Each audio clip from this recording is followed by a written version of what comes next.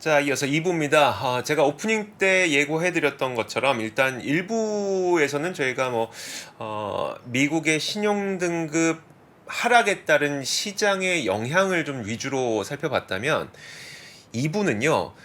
그러면 이제 과거에 실제 미국의 신용등급이 하향 조정됐을 때 무슨 일이 있었던 거고, 그럼 지금은 그때와 무엇이 다르고, 이런 좀 자세한 이야기들을 좀 나눠보도록 하겠습니다.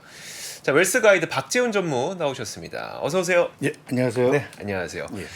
사실 오늘 아침에 되게 놀랐거든요. 저는 예, 일어나자마자 맞습니다. 놀랐는데, 일단 제가 보기에도 금리가 그렇게 크게 뛰어오르는 것 같진 않고, 예.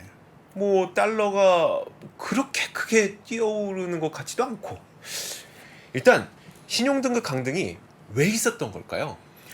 지금 현재 오늘 피치가 네. 신용등급 강등을 했는데요. 기본적으로 이제 한 4가지 정도를 얘기는 했는데 간추려 보면 딱 2가지입니다. 네. 첫 번째는 미국의 부채 부담이 네. 더 늘어난다. 두 번째는 이런 2025년 이제 1월 달까지 부채 상한을 유예는 했는데, 네. 기본적으로 최근에 이제 진행되고 있는 여야의 정쟁 상황을 보면 네. 향후에도 이러한 부분들이 계속될 수 있기 때문에 그래서 아마 그 부분도 지켜지지 못할 가능성이 있다. 네네. 그래서 이제 이러한 부분들을 가지고 이제 신용등급을 강등을 했는데요. 네. 기본적으로 현재 이제 주요 신용 평가사 가운데서 이제 오늘 피치사가 신용등급을 강등을 했기 때문에 미국 국가 신용등급은 스탠다드 앤 푸어스에 이어서 이제 최고 수준에서 밑에 단계고요. 네. 가장 이제 무디스만 이제 지금 가장 미국을 가장 높은 신용등급으로 지금 자리매김하고 있습니다. 네. 그런데 기본적으로 뒤에도 말씀드리겠지만 신용등급이라는 것은 우리 개인도 마찬가지지만 네. 얘가 부채를 상환할 능력이 있는 거야? 이 부분이 이제 가장 크잖아요. 그러니까요. 그래서 이제 실질적으로 그런 상환 능력이라는 것은 얘가 소득에 비해서 부채가 어느 정도 되는지 네. 이 비율에 의해서 이제 결정을 하게 되는데, 네. 물론 이제 피치사가 오늘 내건 조건 중에서 하나는 맞긴 맞아요. 네. GDP 대비해서 미국 부채 부담이 2022년에는 3.7% 정도 됐었는데, 네. 2023년에는 이제 6.5%까지 올라갈 것이다. 그래서 네. 정부 부채 부담이 계속 늘어날 것이다. 라고 하는 것이 이제 첫 번째 요인이고, 이 말은 맞는 것 같습니다. 네네. 근데 이제 두 번째는 정치적인 정쟁 얘기를 했거든요. 피치가요? 예. 저기 부채 한도 협상이 맨날 너무 예, 아까 말씀드렸지만. 지지부진하게 막 될 듯 말 듯 한다. 막 이런 말씀. 예, 그렇습니다. 네. 그래서 지금 이제 오늘 제가 들어오기 전에까지도 저명한 전임 재무부 장관이었죠. 레리 서머스 같은 경우도 네. 피치사가 너무 성급했다. 네. 이렇게 이제 맹비난을 했는데, 기본적으로 아까도 말씀드렸지만 신용등급을 강등할 때는 상환 능력을 봐야 되는데, 네. 상환 의지가 부족하다라는 정량적 평가. 다시 말씀드려서 이제 정치적인 요인을 많이 고려를 했다. 그러니까 쉽게 말하면 이거예요. 니네가 진짜 돈이 없어서 못 갚을 것 같진 않아. 예. 대신 싸우다가 못 갚을 것 같아. 맞습니다. 시기 놓쳐서. 예. 그 얘기예요? 이게 핵심입니다. 아. 그래서 아마 제가 지금 이제 들어오기 전에 미국 선물 시장 동향을 봤는데, 네네. 1% 내외에서 지금 움직이고 있거든요. 네네. 이제 뒤에 말씀드리겠지만 2021년과는 지금 상황이 조금은 다른 금융시장의 이제 움직임이 네네. 상황은 다른 그런 모습입니다. 잠시 후에 좀 그거 얘기 들어보고 있고. 예. 미국의 신용 등급이 물론 무디스는 아직 최고 등급을 주고 있지만 피치가 AA 플러스로 한 단계 낮춘 거고, S&P 500은 이미 13년 전, 12년 전에 그렇죠. 예. AA 플러스로 낮춰 놓은 상태예요. 예. 그럼 미국의 지금 신용 등급은 기존까지는 그냥 세계 최고였잖아요. 어느 정도 수준까지 낮아진 거예요, 지금? 제가 지금 이제 가장 우려하는 거는 네네. 세계 3대 신용평가 기관이 이제 무디스, 스탠다드 앤 푸어스, 피치잖아요. 네네. 근데 피치하고 스탠다드 푸어스는 이미 낮췄는데, 혹시 네. 무디스까지 이제 낮춰버리는 상황이 오면 네. 이것은 좀 영향이 클 거라고 생각을 하거든요. 음. 왜냐하면 이게 미국 국채라는 것은 기본적으로 그동안 그 미국 전 세계 그 금융시장의 이제 벤치마크 역할을 했는데 네. 어쨌든 최고 등급에서 한 단계 낮아진다라는 얘기는 기본적으로 0. 몇 bps라도 움직일 건데 밑으로 네. 내려올 건데 올라갈 건데 네네. 그렇게 되면 미국 정부뿐만 아니라 모든 그 채권과 관련된 이런 그 관계자들은 기본적으로 금리 부담을 안을 수밖에 없을 거거든요. 네네. 그럼 기존에 있는 그 금융 질서가 흐트러지는 거기 때문에 네. 이렇게 되면 이제 큰 혼란이 올 수 있다. 음. 요 정도는 되는데 제가 이제 그 밑으로 한 단계 더 내려갈지 이 부분은 모르겠는데 아까도 그쵸, 말씀드렸지만 혹시 무디스가 그러한 그 한 단계 같이 이렇게 동조를 해버리면 아마 그때는 상황이 좀 상당히 많이 달라질 것 같습니다. 아니 예. 국가로 놓고 보면 덴마크, 룩셈부르크보다 신용 등급이 낮아진 거예요. 낮죠, 예, 지금 낮은 그런 수준이죠. 예. 아, 덴마크랑 룩셈부르크가 미국의 신용 등급보다 높아. 오히려 더 높습니다. 예, 예, 어. 예. 이게 국가의 그 경제 규모를 보면 선뜻 이해는 안 가는데 네네. 기본적으로 어쨌든 아까도 말씀드렸지만 은행에서 이제 저희들 신용등급 매기는 것도 이 사람이 뭐 전체 소득 규모가 얼마냐가 아니라 아까도 말씀드렸지만 순 부채가 어느 정도냐 네네. 상환 능력에 따라서 결정되는 거기 때문에 어. 그래서 이제 그런 그 차별점은 있습니다. 근데 한 가지 주목할 점은 네. 2008년도 그 2009년까지 글로벌 금융위기를 그 겪으면서 그때부터 이제 그 최상위 등급에 속한 그 국가들이 점점 숫자가 줄어들어요. 숫자 무슨 숫자가요? 그러니까 최고의 그 등급을 받는 국가들이 아. 점점 줄어들고 있습니다. 네네. 네네. 이런 부분들은 이제 향후 뭐 몇십 년 뒤가 될지는 모르겠는데 이런 부분들은 조금 그 장기적으로는 좀 부담이 되는 요인이라고 할 수 있겠습니다. 금융 위기를 지나면서 사실 전 세계 많은 국가들이 다 이제 채권을 발행해서 그러니까 그렇습니다. 빚을 예. 져서 그렇습니다. 빚을 져서 예. 시장에다 돈을 풀다 보니까 최고 등급을 받는 국가의 수가 점점 줄어들고 그렇습니다. 있는 예. 큰 그림에서 보면 이걸 예, 막 진짜 수년간에 걸쳐 일어났겠지만 그렇습니다. 예. 그런 현상이 그래서 이번 그 제가 생각할 때 휘치가 사실은 그 5월 달에 네. 이미 경고를 했거든요. 네네. 야, 니네 그 미국 정부 너네들이 부채 그 한도 그 협상이라든가 아니면 네. 그 능력에 대해서 구체적인 어떤 안을 네네. 예를 들어서 이제 구체적인 그 일자를 정해서 제시를 하지 않으면 너네들 신용 등급을 강등할 거야. 이렇게 얘기를 하고 불과 이제 2개월 만에 네. 이렇게 신용 등급을 강등을 했거든요. 네. 그래서 이제 이런 부분들도 기본적으로 미국 정부가 조금 그 안이하게 대처한 게 아닌가 이런 생각은 지금 하고 있습니다. 근데 이제 그 신용 등급의 강등이 있자마자 옐런 재무장관이 제가 이렇게 기억해요. 옐런 재무장관이 이제 비판을 하면서 야 너희는 그 옛날 기준 갖고 지금 이러면 어떡하냐. 이게 무슨 얘기예요 이거는? 그러니까 이제 옐런 재무장관이 얘기한 게 영어로 표현하면 이제 아비트로리 네네. 자의적이다. 네. 그리고 이제 그 또 한 가지는 그 너무 아웃데이트. 네. 그러니까 너무 오래된 데이터를 갖고 했다. 그러니까 네. 다시 말씀드려서 아까도 말씀드렸지만 이제 지금 그 GDP 대비 이제 부채 비율이라는 것도 네.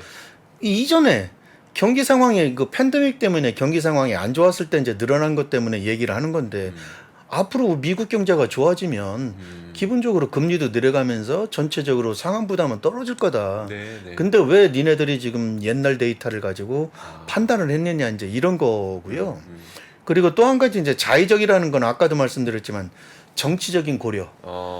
아니 그냥 그 계량적인 부분만 판단을 해서 하면 되는데 그러게. 왜 정치적인 요인까지 니네가 판단을 해서 그 신용등급을 강등하느냐 이 부분을 지적한 거거든요. 네네. 그래서 제가 생각할 때는 상당히 그 합당하다고 생각을 합니다. 그 옐런 재무장관의 비판이. 비판이 예 그렇습니다. 예. 물론 이제 그 정부기관의 소속 장이기 때문에 네네. 그런 그 주관적인 견해를 볼 수 있겠지만 근데 제가 생각할 때는 요인을 아까도 말씀드렸지만 두 가지 요인을 놓고 사실은 이제 계량적인 요인보다는 이제 정성적인 요인을 가지고 더 크게 점수를 줘서 강등을 했기 때문에 정부 입장에서는 당연히 이렇게 비판하는 거는 당연하다고 생각을 합니다. 하긴 예. 그렇죠. 뭐 옐런 재무장관이 신용등급 내렸는데 잘했습니다. 뭐 저희도 그렇게 생각합니다. 이러면 안 돼. 예, 그렇습니다. 예, 예. 어쨌든 근데 레리 서머스 재무장관은 조금 전에 저도 인터뷰한 거 보니까 미국은 부채를 상환할 능력이 충분하다라고 예. 했기 때문에 진짜 미국이 돈 없어서 못 갚는다는 얘기가 아니라 S&P 그러니까 피치가 지적했던 것처럼 너희 싸우다가 못 갚을 것 같아. 예, 맞습니다. 정치 예. 싸움하다가 못 갚을 것 예. 그런 핵심이라는 거 예. 알겠습니다. 자 그러면 2011년에 있었던 그 등급 하향 사태하고는 좀 어떤 차이가 있는 걸까요? 제가 이제 말씀을 드려보면 네. 오늘 피치가 한 내용하고 똑같네? 이렇게 생각하실 거예요. 그럼 같은 거잖아요. 예, 그래서 2011년도 그 8월 5일 날 그 스탠다드 앤 부어스사가 네네. 그 화면을 한번 잠깐 보실까요? 네. 예, 2011년 이제 8월 5일 날 그 스탠다드 앤 부어스사가 그 신용 등급을 그 하향 조정했습니다. 네. 이때 당시 아까도 말씀하신 것처럼 이제 AA 플러스로 이제 한 단계 낮춘 건데요. 이때 그 내세운 근거는 딱 두 가지입니다. 이때도 그 미국이 현재 이때 당시에 이제 부채 상환 한도 협상은 타결이 됐거든요. 네네. 네. 타결이 됐는데 이때도 아까 말씀드렸지만 그 글로벌 금융위기를 겪으면서 네. 부채가 이제 만연하게 늘어났는데 이 부분에 대해서 이제 GDP 대비해서 이제 적자 비율이 이제 계속 늘어나니까 이 부분을 지적을 했고요. 네. 또 한 가지는 똑같습니다. 그 여야 간에 이때도 이제 버락 오바마 행정부 당시 이제 민주당이 이제 대통령 네네. 그 여당일 때인데 이때도 이제 공화당하고 민주당하고 이런 그 여야 그 부채 상환 한도 협상 때문에 계속 줄다리기를 하면서 이제 그 국민들을 상당히 많이 피곤하게 만들었거든요. 네. 물론 이제 그 한도 협상은 이제 타결은 됐는데 그거 가지고도 미진하다. 그 스탠다드 부어스에서는 그때 이거 가지고는 미진해. 그리고 앞으로 이제 더 우려했던 거는 이때 당시에 우려했던 거는 세수가 늘어날 조짐이 보이지 않아. 네. 그렇게 되면 지금 이제 2008년, 2009년도 금융위기를 거쳐서 어느 정도 경기가 회복이 되고 있기 때문에 네. 그러면 이제 증세를 논할 때도 됐는데 왜 증세 논의가 빠져 있어? 그럼 니네들이 부채 그러니까 순부채를 줄이려는 노력들이 부족한 거 아니야? 네네. 이제 이런 것을 지적을 했거든요. 어. 그래서 그게 첫 번째 이유이고 두 번째는 아까 말씀드린 대로 똑같이 여야가 저렇게 싸우대는데 이게 과연 합리적으로 이게 타결이 되겠느냐, 네네. 의지를 보여줄 수 있겠느냐.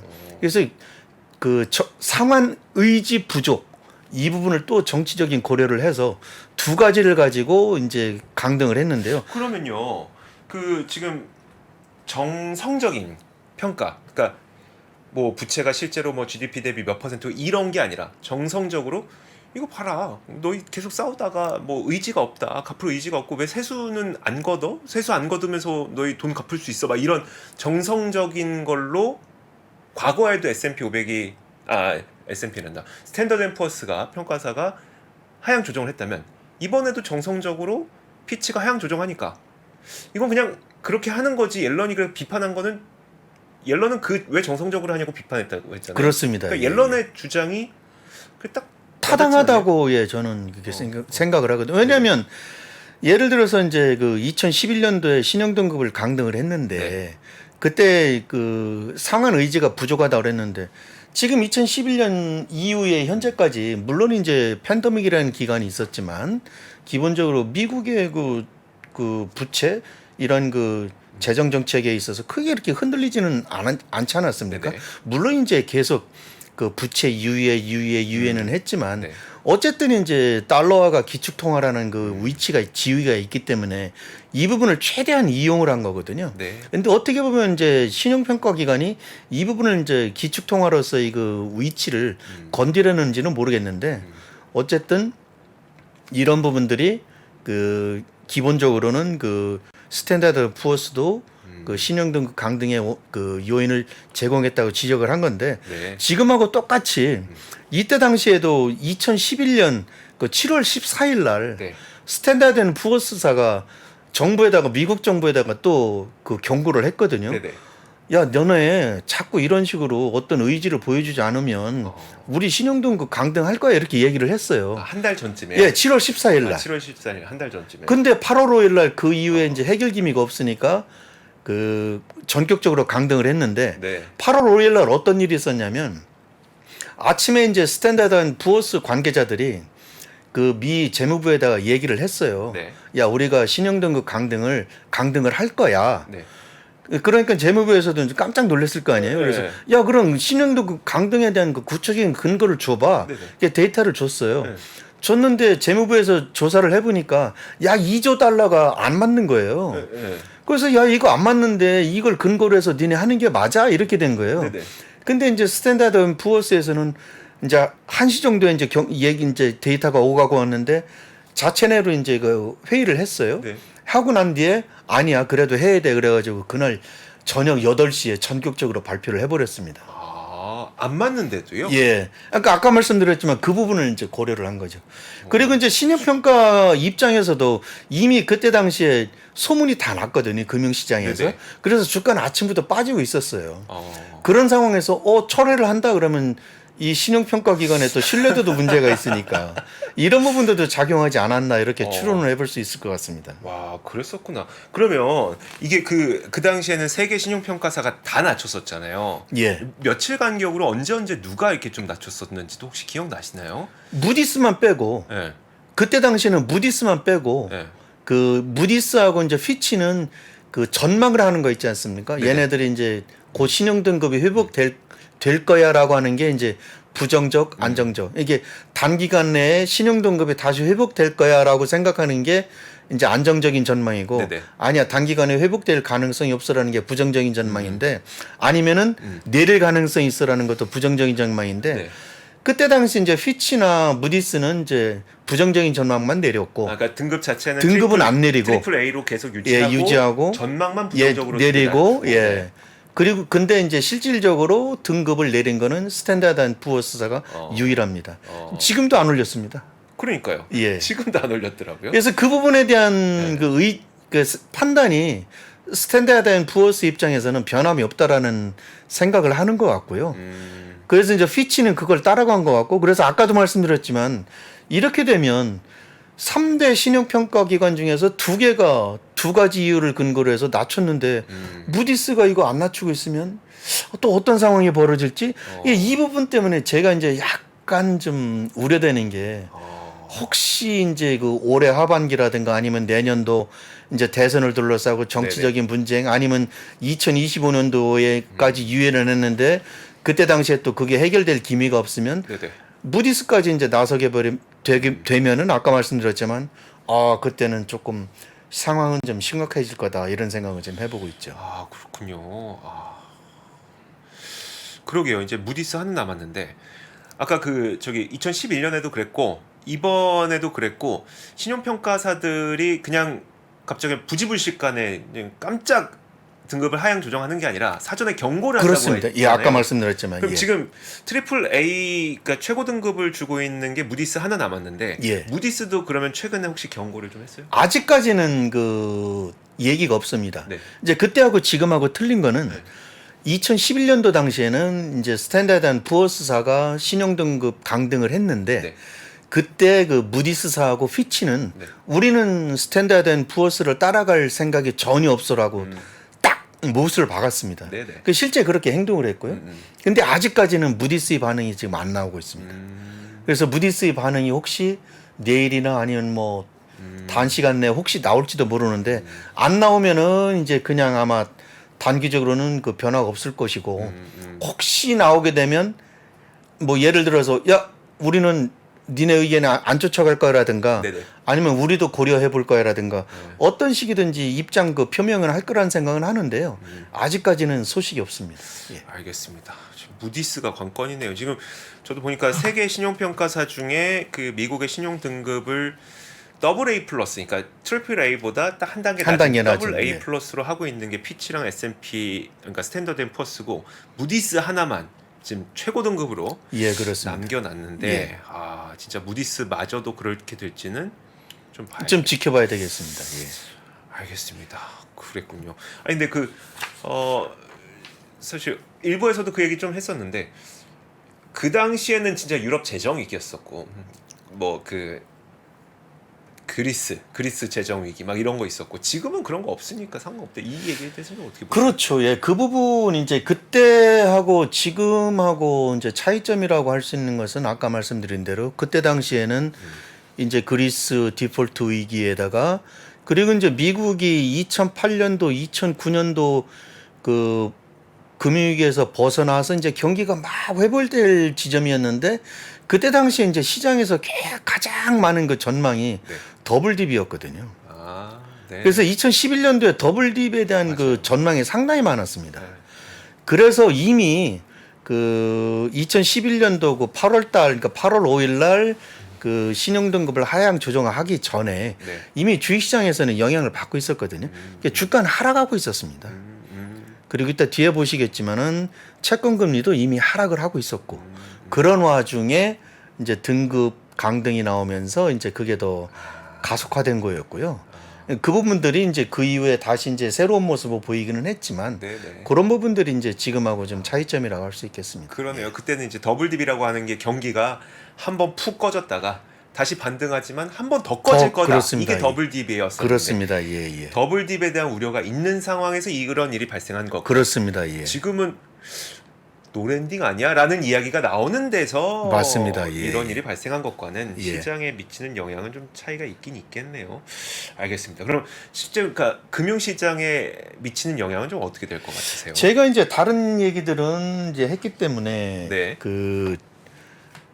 저 부가적인 얘기는 좀 생략을 하고요. 제가 이제 오늘 이제 투자자 여러분들한테 이제 강조하고 싶은 얘기가 있어서 네. 가져왔는데요. 네. 제가 다 외우지를 못해서 한번 읽어보겠습니다. 2011년도에 미국의 그 신용등급을 강등하고 이 상황에 대해서 영국의 그 공영방송인 BBC가 바로 이제 타전을 했는데요. 네. 뭐라고 타전을 했냐면 세계적인 신용평가사인 그 스탠다드 앤 푸어스사가 사상 처음으로 미국의 신용등급을 그 트리플 A에서 AA로 낮췄다. 네. 스탠다드 앤 푸어스는 예산 적자에 대한 우려를 이유로 부정적인 그 전망을 제시하면서 한 단계 낮췄는데 스탠다드 푸어스는 또한 그 화요일에 미 의회를 통과한 적자 감축 계획이 충분하지 않다고 말했다. 네.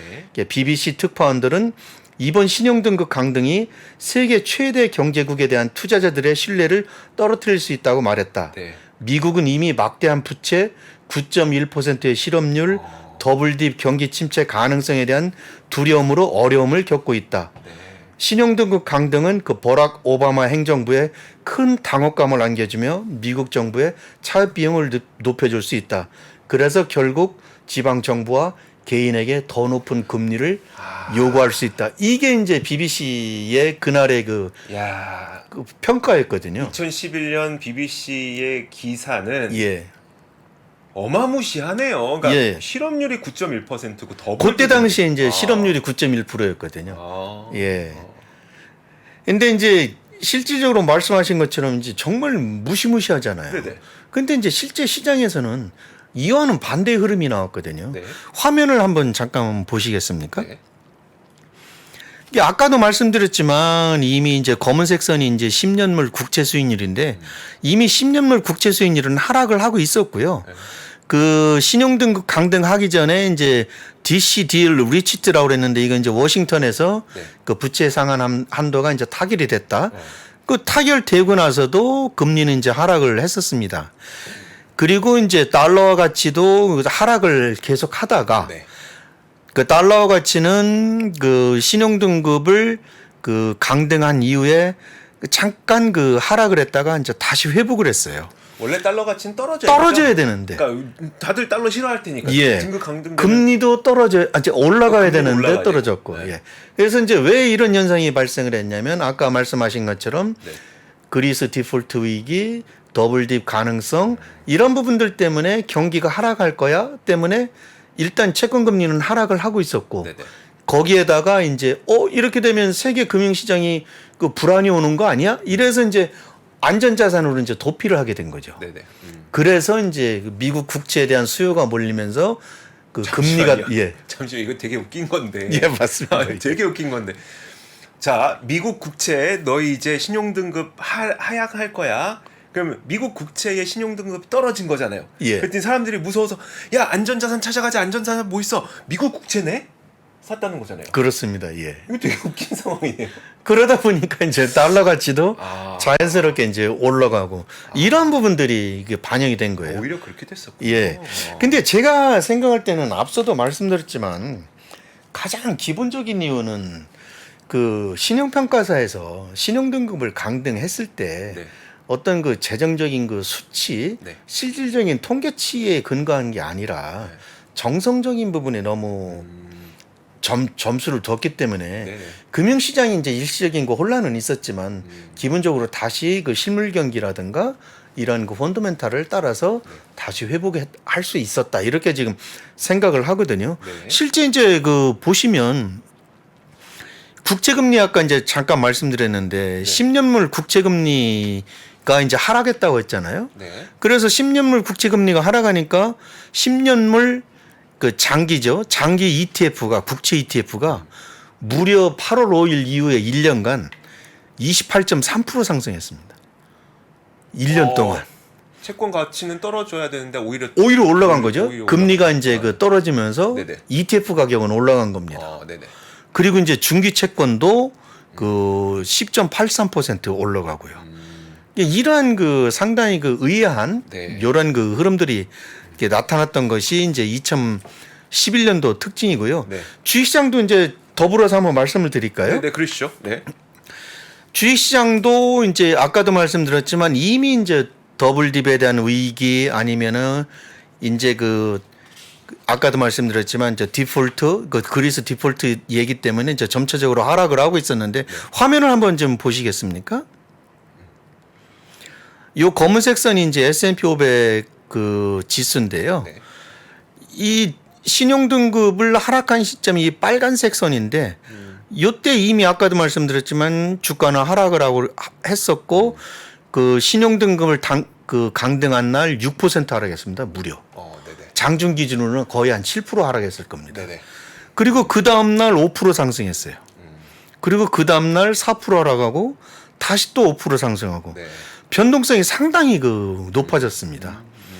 그리고 이제 빅스 지수는 이때 당시에 22인데 제가 8월 15일 날 보니까 18이었더라고요. 그런데 이게 이제 48까지 급등을 했습니다. 네. 네. 그래서 이제 기본적으로 아까 말씀드린 대로 주식시장은 이렇게 단기적으로 변동성은 그 보였다.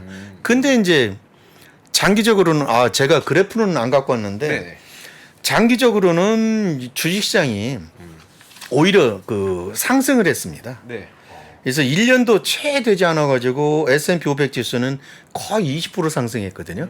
물론 이제 장기채만큼은 올라가진 못했는데 기본적으로 그래도 주식시장은 상승을 했다. 그래서 제가 볼 때는 또 한 번 강조를 하지만 네네. 아까 말씀드린 대로 신용등급 강등의 이유는 정성적인 요인에 있었기 때문에 금융시장에 큰 혼란에 빠지지 않았다. 요런 이제 결론을 내릴 수 있을 것 같습니다. 알겠습니다. 그 의미이셨군요. 예. 알겠습니다. 좀 이렇게 그 말씀 좀 듣고 보니까 약간 신용평가사들이 약간 마쿠 권력 뭐 휘두르는 것 같은 그런 느낌이에요. 이제 약간 다른 얘기인데 네. 기본적으로 3대 그 신용평가사에 대한 그 불만들이 많은 건 사실입니다. 이게 채권을 그 발행하려면 네네. 할 수 없이 어쨌든 그 신용평가 기관의 그 평가 등급을 받아야 받아야죠. 되는데 네. 이분들이 이제 그 부분을 좌지우지하고 있거든요. 특히 이제 스탠다드 앤 푸어스 같은 경우는 우리가 익히하는 이제 S&P 500 지수를 네. 하니까 네. 여기에서도 또 이제 주식시장에도 영향을 미치거든요. 네네. 그렇기 때문에 어쩔 수 없이 무디스나 아니면은 그 피치에 가서 신용등급을 받아도 되는데 네네. 스탠다드 앤 푸어스에 가서 신용등급을 받아야 되는. 그래야 관계 잘 쌓아서 예, 나중에 그렇습니다. 도움 받죠. 예. 네. 예, 이런 사실 이제 정치적인 역학관계 이런 부분들도 작용을 하고 있습니다. 그래서 이권 카르텔? 약간 예. 농담입니다. 예. 근데 이제 이 농담입니다. 부분은 이제 제가 이제 그 들은 얘기이기 때문에 네네. 어떤 근거를 갖고 말씀드리는 건 아닌데 맞아요. 예, 어쨌든 그런 부분들이 언론에서 많이 회자된 건 사실입니다. 예. 알겠습니다. 자, 그러면 이번에도 좀 그렇게 큰 영향은 없을 것 같으세요? 저는 이제 지난번 이 시간에도 제가 미국 경제를 얘기를 하면서 네. 현재 미국 경제는 이제 그린 슛 단계에 있다. 그린 슛이라는 것은 다시 한번 말씀드리면 네. 경기가 어려운 국면에서 벗어나서 회복 국면에 놓여 있는데 이런 회복 국면에 놓여 있는 것은 이제 녹색 봄에 새파랗게 올라오는 싹의 비유로 해서 그린 슛이다. 네. 그런데 그린 슛이지만 이 그린 슛이 기본적으로 가을에 열매를 맺을 수 있는, 다시 말씀드려서 소프트 랜딩으로 갈지 아니면 여름에 그 비가 가뭄 때문에 아니면 병 때문에 그 타서 이제 죽는 네네. 이런 하드 랜딩으로 갈지는 모른다. 지금 이제 분기점에 서 있다. 이렇게 그 말씀을 드린 바가 있는데 제가 이제 그 부분에 대해서 이제 계속 고민하다가 새로운 뭔가 데이터가 이제 없을까 하고 찾아보다가 그 발견한 건데요. 그 샴 룰이라는 게 있습니다. 혹시 한번 들어보신 적 있습니까? 샴의 법칙. 예, 샴의 법칙. 들어는 황해 법칙은 들어보셨죠? 아이 그거는 예. 알죠. 그거는 알죠. 근데 예. 샴의 법칙도 들어는 봤는데 정확하게 기억이 안 나요. 그게 뭘까요? 예, 샴의 법칙은 이제 샴에 대해서 이제 잠시 말씀드리면은 그 샴의 이제 본명은 이제 클라우디아 샴입니다. 네. 이분이 이코노미스트인데 그 페드에서 12년 동안 이제 이코노미스트로 그 일을 했었어요. 네. 그래서 이제 그때 당시에 그 페드의 그 분위기도 잘 알고 이제 정부의 정책 방향도 잘 알기 때문에 자기 나름대로의 어떤 그 큰 그림을 이제 그리고 나왔는데 이때 이제 2019년도에 사실상 이제 샴 룰을 그 발표를 했어요. 논문을 통해서. 네. 근데 그러면서 이때 또 어떤 얘기를 했었냐면 미국 경제는 경기 그러니까 침체 초기에 침체로 인한 그 충격을 줄이기 위해서는 정부가 적극적으로 미국 그 각 가게에 네. 그 현금 이제 뭐 걔네들 표현으로 이제 체크인데 체크를 직접적으로 공급을 해야 된다. 네. 이렇게 주장을 했어요. 굉장히 그거는 이단적인 예, 경제학계에서. 근데 실질적으로 이제 이분이 그 페드에 나오셔가지고는 이제 약간 진보 경제 연구원에서 이제 일을 하고 계시는데, 근데 실제 팬데믹 기간에 했죠. 했잖아요. 네. 민주당 정부이기 때문에 했는지는 모르겠는데 어쨌든 이분의 그 정책이 받아들였습니다. 그럴 정도로 이제 명망이 있는 분인데 이분을 그 세계적인 그 노벨 그 경제학상 수상자인 그 폴 그루그먼이 샴의 룰이 상당히 정확하다. 네. 엄청나게 그 극찬을 한 바 있습니다. 네. 그래서 2022년도 그 11월 달에 네. 실제 뉴욕 타임즈에 그 기고를 하면서 샴의 룰을 따라야 된다. 네. 그렇게 보면 미국은 경제 침체가 아니라 소프트 랜딩 가능성이 상당히 높다. 이렇게 이제 미리 얘기를 했습니다. 그러면 이제 샴의 룰이 뭐냐? 이제 화면을 한번 좀 보실까요? 네.